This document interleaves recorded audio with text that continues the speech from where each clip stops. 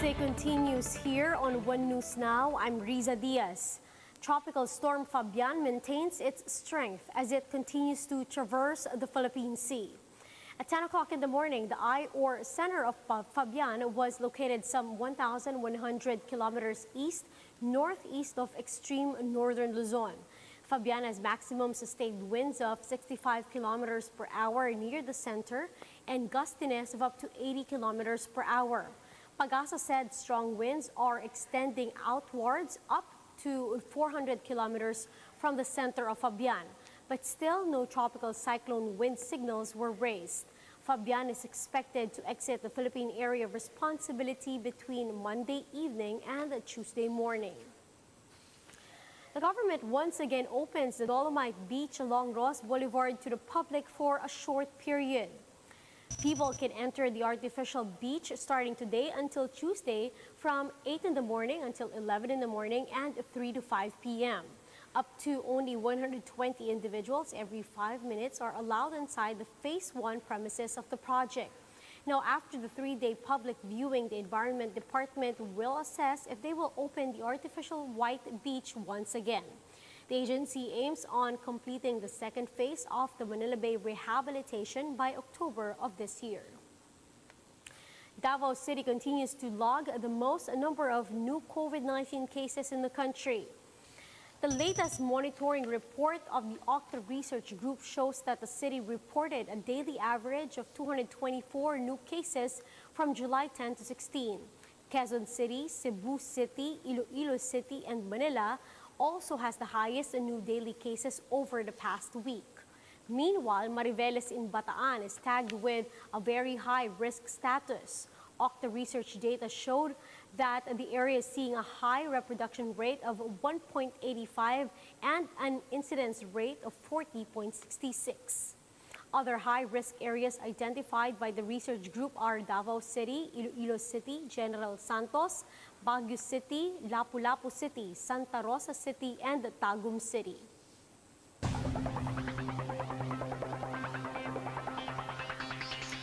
Two athletes at the Olympic Village in Japan test positive for COVID-19 a day after an official was confirmed to have contracted the virus.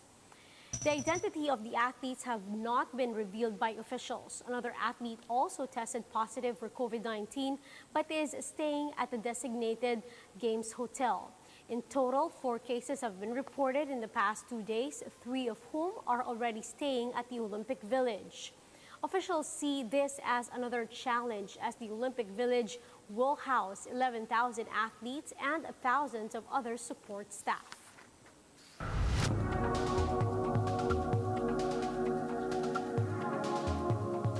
It's not just foreign delegates facing problems with COVID-19 days before the Olympic begins. Local COVID-19 cases in Tokyo surged to a 6-month high days before the Olympic Games kick off. More details from this Bloomberg report.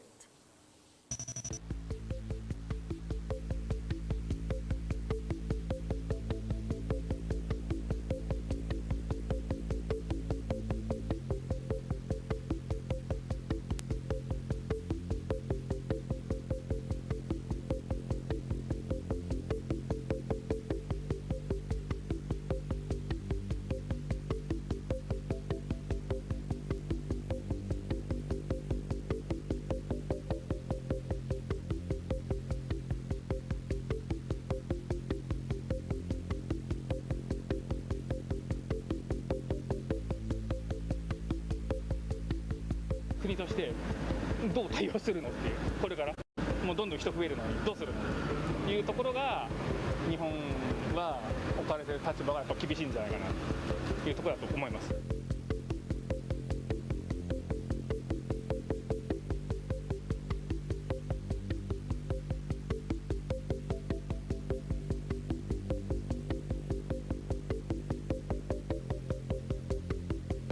これだけ反対の声がありながらまだやる気だっていう組織委員会や政府にすごい IOC などにすごい怒りがあってそういう気持ちで来ました。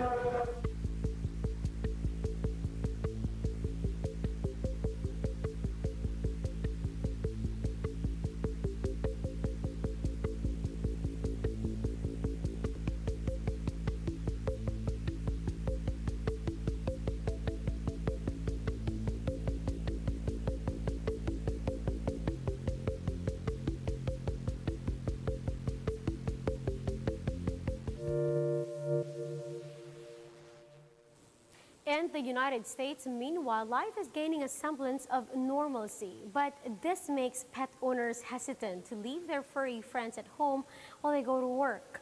Enter doggy daycares and pet care businesses. Let's find out more from this Bloomberg video.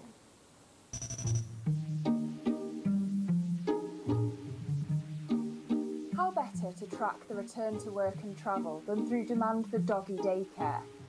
Rover, which describes itself as Airbnb for cats and dogs, was almost brought to its knees when COVID-19 hit. But as economies around the world reopen, June was a record month for global bookings. Now business is booming. Here's the Pet Care App's chief executive, Aaron Easterly.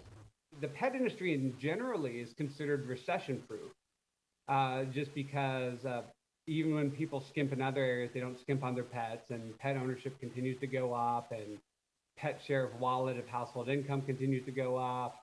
But it turns out if you're in the travel-related pet business and/or go into work-related pet business, that's the exception to something. It was not pandemic-proof. As a CEO and entrepreneur, I never thought I'd see negative sales. But we went through a period last year where we had negative net sales, meaning the cancellations from previous bookings more than outweighed any new bookings coming in. And I didn't even know that was a possibility. I was like, oh dear Lord. So it was brutal. He says demand for Rover's services are a bellwether for the economic recovery. The business is a pretty good predictor of return to normalcy. The numbers in the U.S., the correlation with travel is almost mind-boggling how perfectly correlated it is.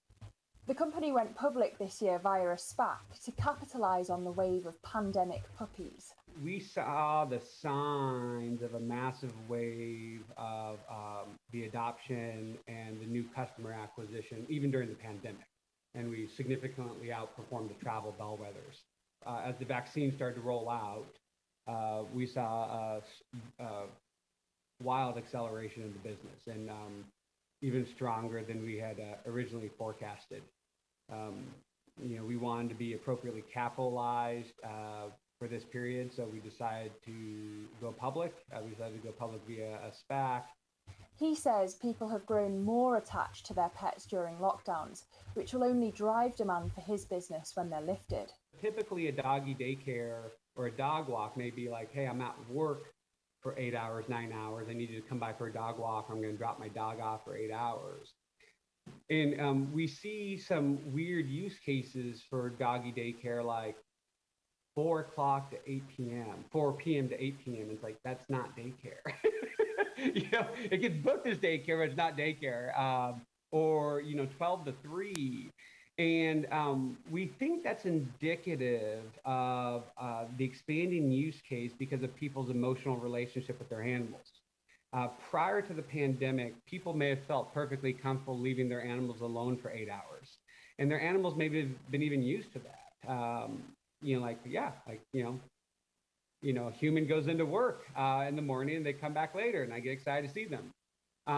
But with people spending 24 hours a day around their pets, we think that there's some signs that people don't feel comfortable leaving them alone for 8 hours, 10 hours. So what does he see as the biggest risk to Rover and the economic recovery? I think the biggest risk is the vaccine rollout or vaccine hesitancy is high, especially in some geographies, or that there's eventually a variant emerges that is more resistant to the vaccines. So that is the biggest risk for the business. Now, for more updates, visit News 5, the Philippine Star, and Business World Online. Visit our website, onenews.ph, for more in-depth analysis. You can also catch One News on Signal Play app. Register for a free account now at www.signalplay.com and stream One News live anytime, anywhere. Mask on, wash hands, and stay safe, Philippines. I'm Riza Diaz. We are One News.